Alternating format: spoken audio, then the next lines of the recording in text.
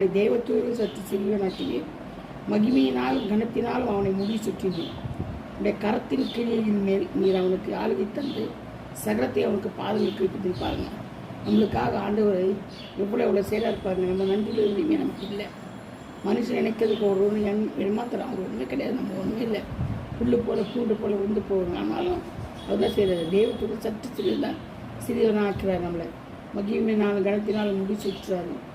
கரத்தின் கீழே அவனுக்கு ஆளுகை தந்து சகலத்தையும் அவனுக்கு பாதங்களுக்கு கீழ்ப்படுத்தி கொடுக்குறார். பார்த்துக்கோங்க, ஆண்டவர் வந்து எவ்வளோ நல்லவராக இருக்கிறாரு.